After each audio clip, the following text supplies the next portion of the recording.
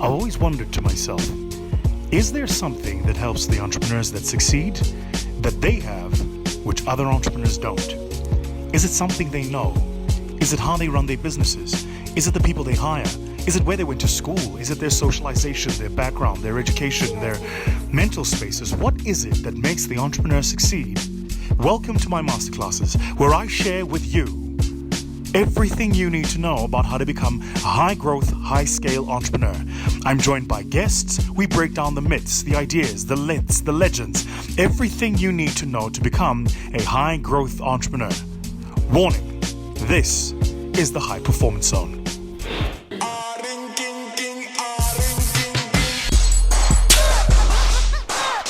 For those of you who had ideas, who are running businesses, can I get like 1 or 2 or 3 of you to put your hands up?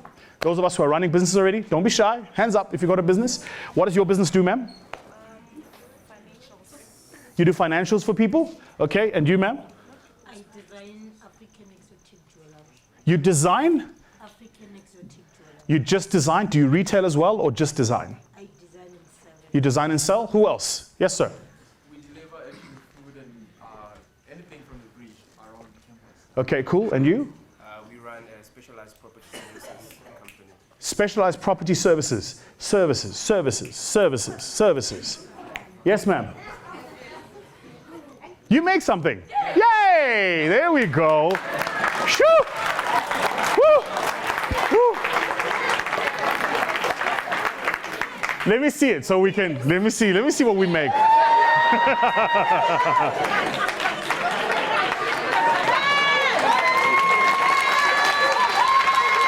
Come.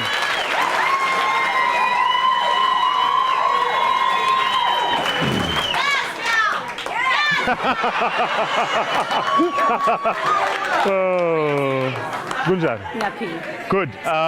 So what do you make? Beetroot, carrot and corn salad, and tomato puree. Okay, the carrot and corn salad. No, we don't. It's okay. It's okay. We believe you. Yeah. What? So what are these? These are the products. That's the, Yeah. What are they? What is in here? oh, it's beetroot, and we put in sugar, vinegar, then we cook it, then we package it. Why? Oh, because I'm selling convenience, because there's people who need it. Right. So in other words, instead of going home and making my own beetroot, I can buy yours. Yes. Okay. Cool. Right. So and where do I buy it?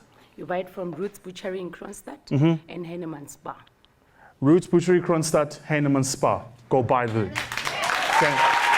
Bloom Show Now, we have a store. I have my guy there waiting. You got your. Where's your store? In Bloom Show Now. Okay. Bloom Show Now. There's a store. You guys better buy this. Now. How much do you sell one of these for? This one is 35, and this one is 30. $35 Yes. only? How big is it? Let me see. It's 400 grams. 400 grams. How long does it take you to make this? Tell me. Okay, for a 5 liter, because I made them by then. It takes me 4 hours. 4 hours for a 5 liter, and then you break it up into these, right? And then it gives you 16 bottles. 16 bottles of these. Okay, cool. So $30, 16 bottles, 4 hours, 5 liter. Got you. Thank you. You can sit. Your name? Thank you. Have a seat. Thank you. Give her a round of applause.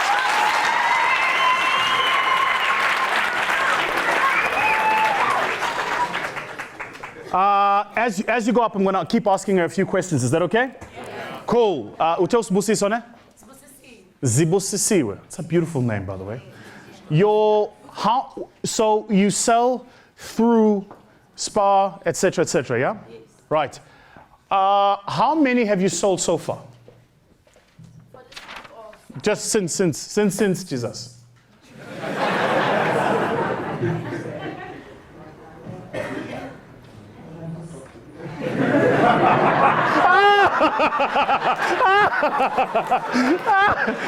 Entrepreneurs, eh? So it's like, how much money did you make? And then, yeah. Sure, that's okay. So, Estimate for me. okay, I sold about 500 bottles. 500 bottles that you've sold. How long has your business been in existence? So it's Started last year. That's a great number. That's fantastic. Yeah. Okay, so let's talk a little bit about the value chain of your business. So who do you compete with, do you think?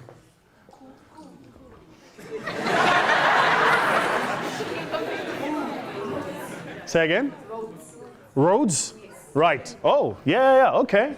So you want to take on roads? Oh, shit. Let's find another example. No, I'm joking. Okay, so let's value chain your business, right? Where do you get the beetroots from? Buy them from the local market and the local farms. You buy them from the local market. Yeah, where does the market get the beetroots from? From the farms. Okay, and where do the farmers get the beetroot from? They grow them. Yeah, and what do they use to grow the beetroot?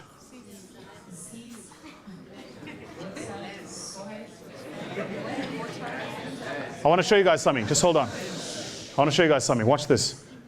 How many people do you think make canned beetroot as you do? Less. Say again? Less. Okay. Give me a number in the market where you're competing. How many people do you think make packaged beetroot? Or packaged beetroot. Yeah. It could be 10. 10 of you, right? Right. How many markets are there?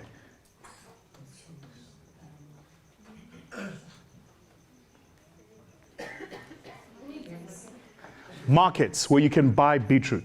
Markets, the actual markets. How many are there? 1, 2? Say again? A lot? Yeah, and how many farmers that farm beetroot? A few farmers. Aha. Watch, guys. Just watch this. I'm going to show you guys something. The minute I understood this, it changed my life. This is cradle. This is grave. Like the life of a human being. You're born and you die. Yeah? You create and you consume. This is usually where you find the retail market. This is where Mr. and Mrs. go and buy. I will buy that from you here. Okay. In almost every market, this thing looks like this. Few people here and a whole lot of people here. The reason is actually very simple. Because the barriers to entry at a retail level are much lower than the barrier to entry at this level. See, if you want to farm beetroot, you need millions of rands to buy a farm. Then you need working capital for 3 years. Then you need the skills, the machinery, the capital infrastructure. Then you've got to farm it. Then after you farm it, you've got to get it ready for the market. Then you've got to have agreements with the market. Then you've got to go sell it to the market at a price, by the way, that's determined on price discovery on the market in the day. So you don't even know how much your retail price is going to be when you're farming this thing. Farmers for me are fascinating for those of you who don't know, because they make stuff not knowing how much it's going to sell for. Which means they have a cost of input without knowing what the retail price is going to be. It's an educated form of gambling, but it's very educated. Okay? And then once I've done that, as the farmer, somebody comes and says, I've got a business, I run a kitchen, I'm going to manufacture these, and then they buy them from the market and sell them to retail. Make sense? So, in almost every business, the higher up you go, the higher the margins get. That's why there are few people up here. Yeah? Guys in services get this wrong all the time. Because in services, we stop somewhere here. We never really go deep. It's a service. There's a few of us offering it, and it's the same service. Yeah? But the further up you go in the value chain, you'll notice the more money there is to make. So, let's talk a bit about roads. I know their business well. Let me pretend I don't. How many kitchens do you think they have? We have one big factory. Mm-hmm. And then we just distribute the branches. How many branches do they have? In the country, Yeah.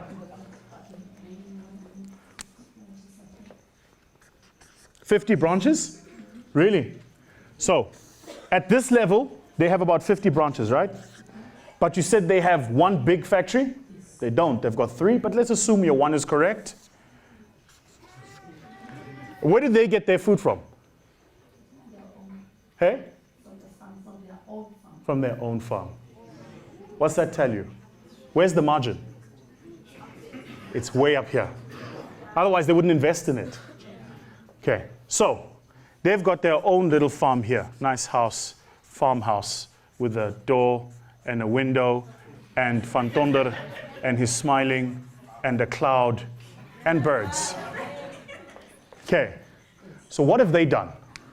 They went and invested literally 50 million bucks in a farm so they can sell a can of beetroot for 30 rand.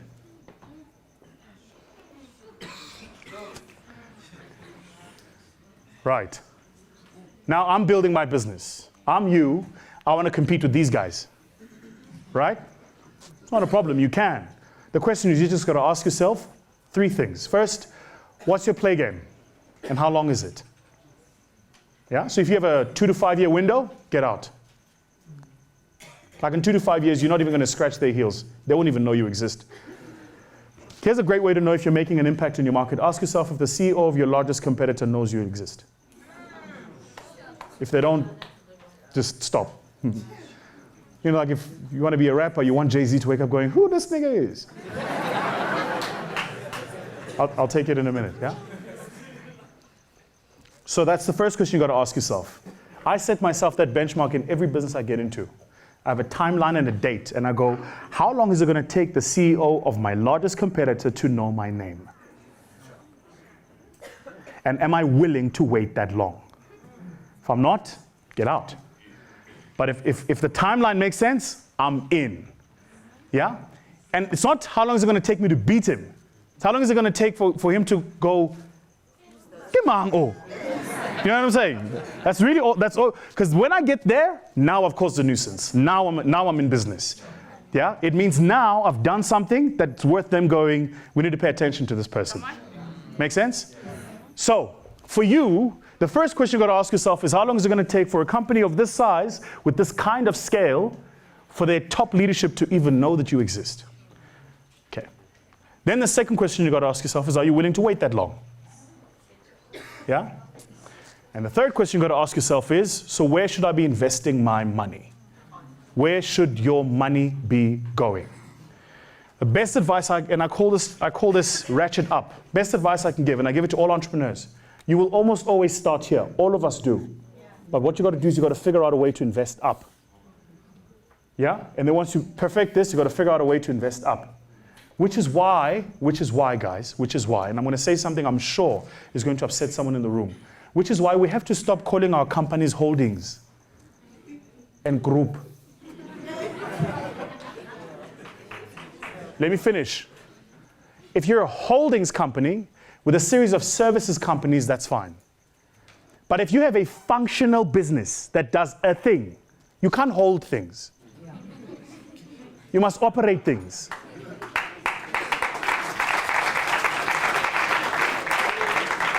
So your business can't be Zibusisiwe Holdings. Your name is it's literally got to be what you do. It's got to be manufacturing or packaging or whatever, but that's got to be the name of your business. So every day when you wake up, you are not confused about what is your business. It's in the, you understand? It's in the name of your business. Guys, so like Mark Zuckerberg didn't call Facebook social media holdings. He said Facebook. Then he went and bought WhatsApp and Instagram, but he started with, it's so important this. We get it wrong because what you want to do is you want to diversify way too soon. Yeah, and the other thing is because a lot of us start our businesses not knowing what business we're in, we hold things. Because I don't know if today, matras, then I want to supply school feeding schemes. Then I want to buy my mother and Nando's franchise, so I'm going to call it holdings. But you're confusing yourself. Pick a struggle and fight a struggle. It's a lot easier. Get in. So it's a lot easier. Get in, fight a struggle, and lose. But then be certain who have lost. And then you move on to the next thing. Do you know what I mean? It's a bit like dating. He laughs. Pick one girlfriend, just one. Then move on. I know you wouldn't, but then the next one. Hey, but now this business, hey man, we are hedging our bets, There's option A, option B. Someone said to me, no, a guy friend of mine said, no, I'm dating this one, I'm consulting with this one. Consulting. How does it work? Okay, have a seat. Did you want to say something? Yeah, I want to ask on that cycle, where did road start? Where did roads start? Great question. They started here. And it's actually, it's often, businesses started. So I don't know if you know, so during the apartheid state, this is how a lot of businesses were built during apartheid. They built businesses around a model called import substitution. So because South Africa was banned from the global ecosystem of supply and demand, we had to make our own stuff. That's why we created Denel, because we couldn't buy arms, right? So because we couldn't buy from the rest of the world, because we were excluded from the rest of the world, the apartheid state said, well, if we don't need to buy it, make it. That's why we created Sasol, because we couldn't buy fuel. Make sense?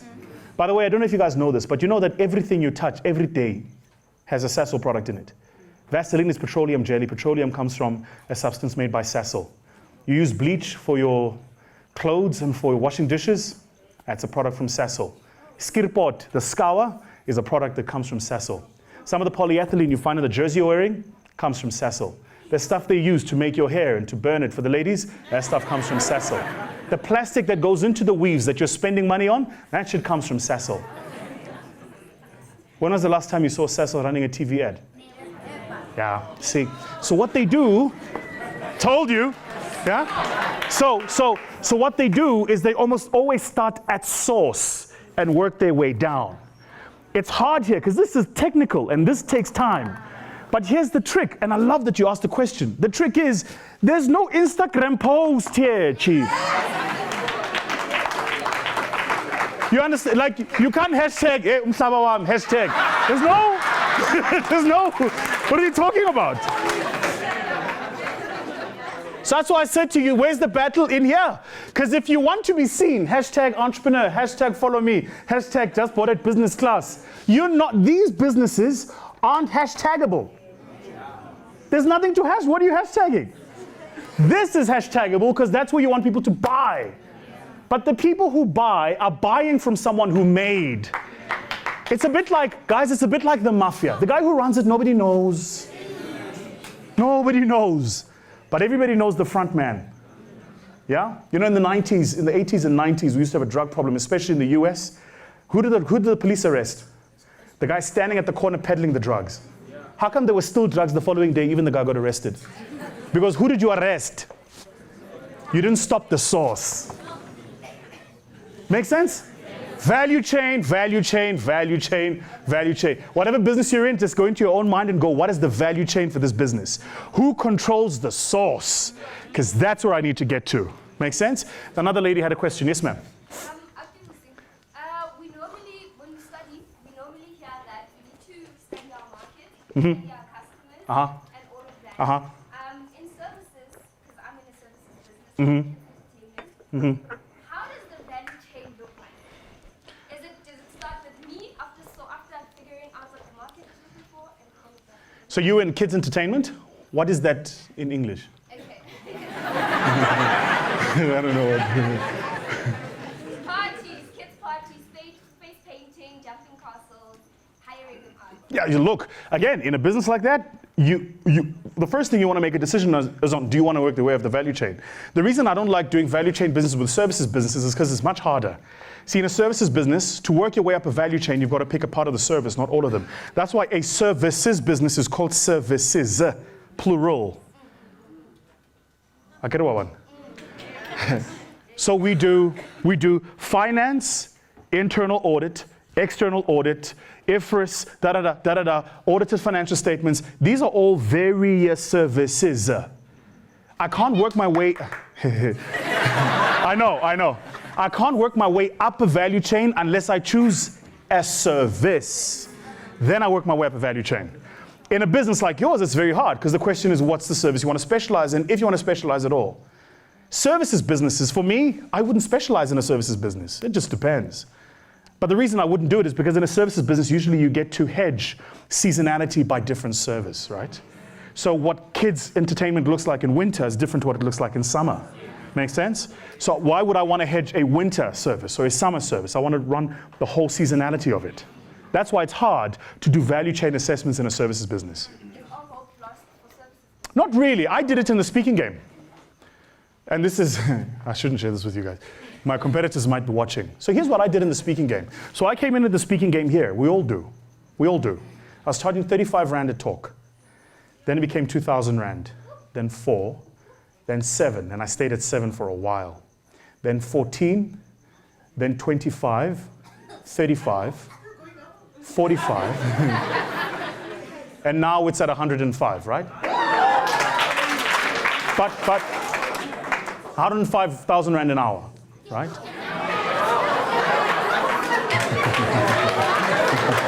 Wait, no, don't clap.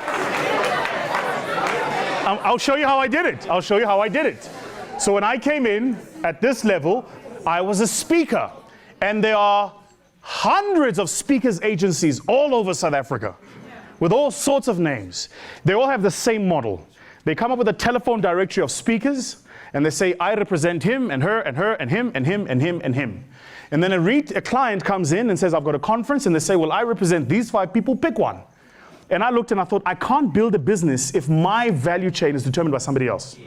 So the first thing I did is I fired all speakers agencies. My speaker friends told me that you're not going to survive, you're going to die. They're going to push you out of the market. But I took a bet on myself. And then for a long time, I didn't take money out of my business. Every cent of money I made in my speaking business, I reinvested into the business. Then what I did is I specialized. So I thought, there are all these subjects people talk about in conferences. Change management, sales, marketing. I'm going to choose one. And I chose one.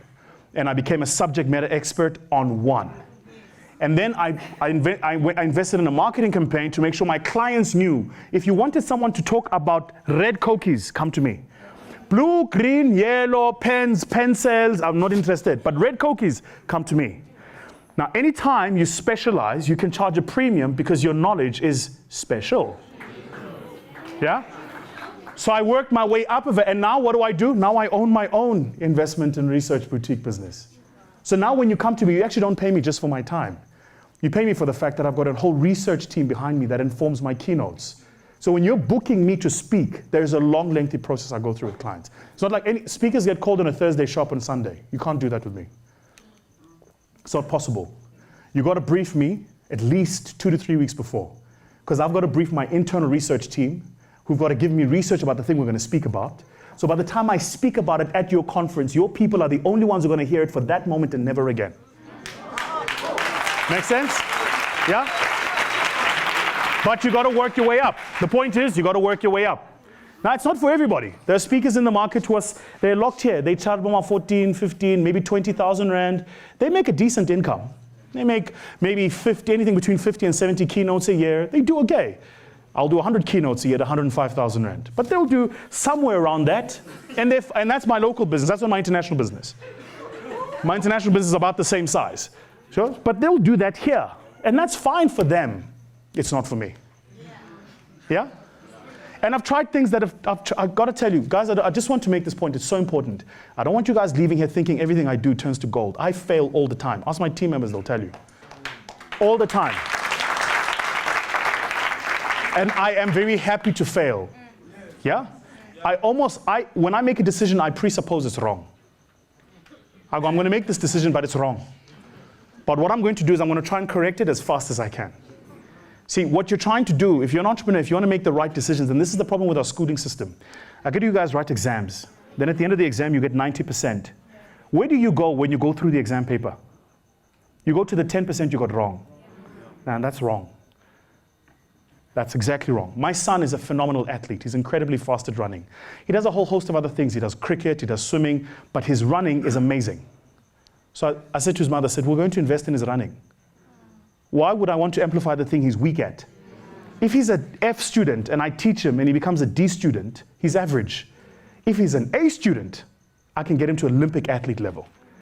You understand? So then it's about find the thing you're good at and do that thing. So for me, happy to fail, happy to make mistakes, as long as I learn from the mistake very quickly. If you're an entrepreneur, guys, stop trying to make the right decision. Rather make the decision right. Yeah? So presuppose the decision is going to be wrong, Try and get as quickly as possible to the feedback that the decision is wrong, and then fix it. Don't go, it must be right the first time. It's just right the first time. That's why you guys quit. You go, oh, I failed. It's closed. Next thing. You haven't really failed. You just found the path that doesn't lead to where you want to go. Okay. Somebody else had a question. Yes, sir. Yes, so basically, we're in the business of manufacturing biodegradable diesel. Biodegradable diesel. Yes. Holy smokes. Yes, right. And tell me about this biodegradable. Okay, so basically, How do you manufacture biodegradable diesel? by basically using used cooking oil with methanol and potassium hydroxide. Okay. Yes, those two chemicals and cooking oil. Then we put that into a heating machine. It heats the oil with about 60 degrees Celsius. It then moves to the first reaction cycle that mix with the chemicals.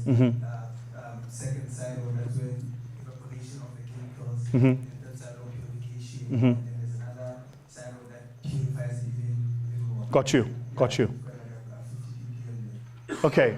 Where do you sell your biodegradable diesel?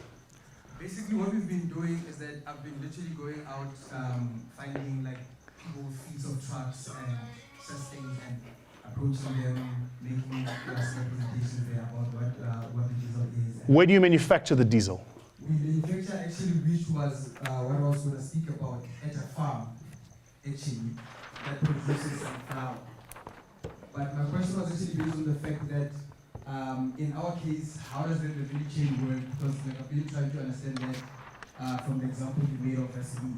Yeah. Yes, from the videos there. And then with us, for me, it's just a little bit tricky because there's a law actually behind it. Because now we are in a place where there's actually plantation of sunflower. Yeah. But the law is that initially in 2003, when bio was introduced in Yeah. South Africa, they Yeah. were using sunflower Yeah. to make the diesel. Yeah. And then the law said, no, that's just causing damage in the food chain. Got So you. can't use that. Oh, I see. So Yeah. the solution was then use cooking oil, which for us in essence is a lot of money to spend. Got you. Because we'll be paying about 650 Sure. per opportunity to buy. But the problem they were trying to solve is that they were trying to ensure food security, right? That's why you couldn't use sunflower. Got you? Yes. So now, in our case, we are really at a point where there's a source to make the diesel, but now it's interrupting the value chain. Not really. Not really. Food chain, right? No, not really. No. You can't use competitive dynamics, or you can't use competitive dynamics to assess a problem that doesn't exist. So here's what I mean by that. So if the law prohibits you driving at 160 kilometers an hour, you can't say the reason I didn't get there on time, or the reason my buses are always late is because I can't drive at 160 kilometers per hour. You've got to make your buses leave earlier. Make sense? So if the law says you can't use a certain input, that can't be a problem. It's the law. Yeah? What I would say is what you got to figure out is how do you build your business with the current constraints of the law, not around it. Because if you worry about, unless you have 100 million rand to invest in lobby to get the government to change the law, but then you can't worry about it, right? You can't worry about that. You've got to use the factors that are given. You know, economics 101, ceteris paribus. All else equal, these are the factors given. So what happened, guys? So what you got to do is you got to figure that out. For me, what it sounds like is you're somewhere here, right? Because you're not in the input. You don't manufacture sunflower, right? You buy it from someone.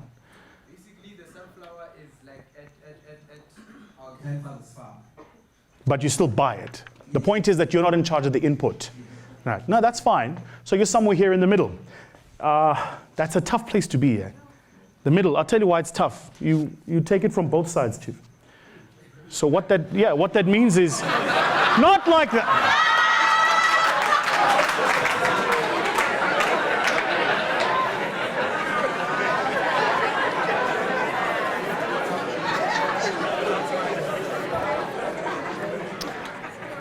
Are you guys finished? What that means is this. What that means is the person from whom you're buying your inputs, and remember, it doesn't matter if it's your grandfather now. We were chatting about this before we started. When you build a business, build to scale.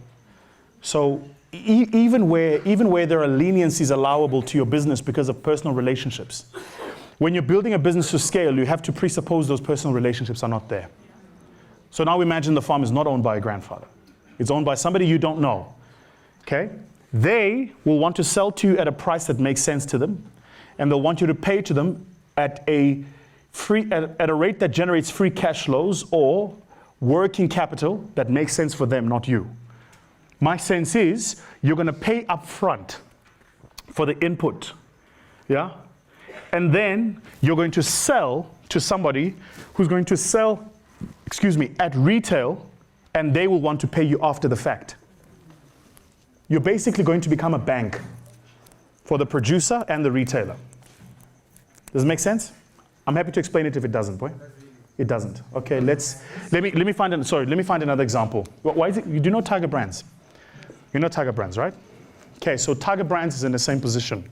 Tiger Brands, AVI Foods, all of them. Which is why Tiger Brands now invests in its own manufacturing. But Tiger Brands doesn't own farms. Okay?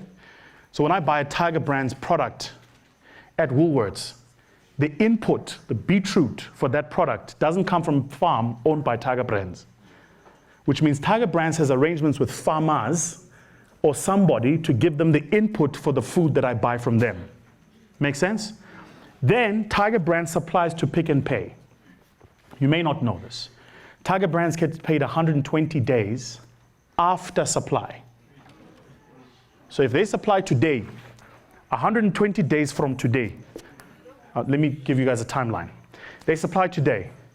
120 days from today, 3, 6, 9, 12. Tiger Brands get their money for the stuff they supplied then. Let's go back. So they supply today. Yeah? What happens in 30 days? Do you know what happens? Pick and Pay places another order, which means 3, 6, 9, 12. They get that money. What happens on the 30 days? What happens, you know, after that 30 days? Another 30 days? Another order. Guys, Ratchet, follow me on this. 3, do you get it? So by the time they place the first order here, by the time they get their money here, they've had 4 more orders. Yeah? So this is it's called working capital. So when Tiger Brands thinks about financing their business, they're not thinking one order. They have to be able to finance in a stream of 10 orders before this money comes back into the cycle. And that's why guys don't understand the basic economics. So whenever you go to the shop, you go, why is this bread so expensive? That's why it's expensive.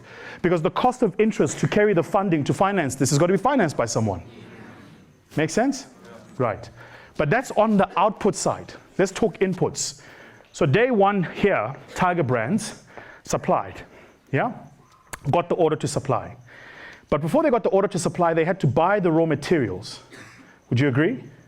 Before they bought after they bought the raw materials, they then had to manufacture. Would you agree? Okay. So they manufactured 30 days before, bought 30 days before, and invested in a factory to do all of this 30 days before, and hired people to work in the factory 30 days before that. 3, 6, 9, 12. Before one order was placed, they had to finance all of that. Then after one order was placed, they finance all of that.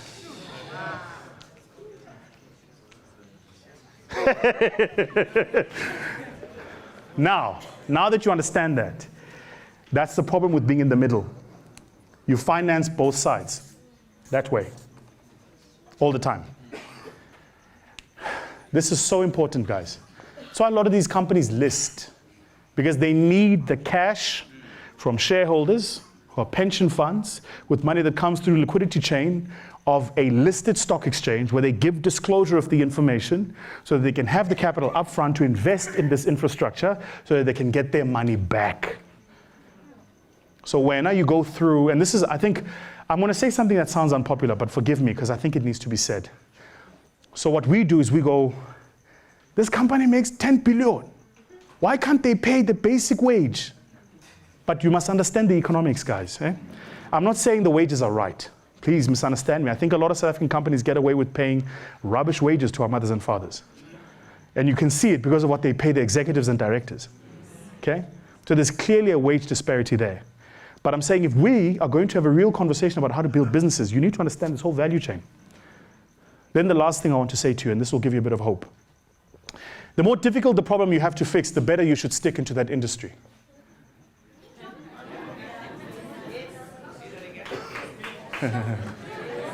The more difficult the problem you have to fix, the better you should stick in that industry. Because if you have to fix a difficult problem, guess what happens to the next person who tries to compete with you? Same problem.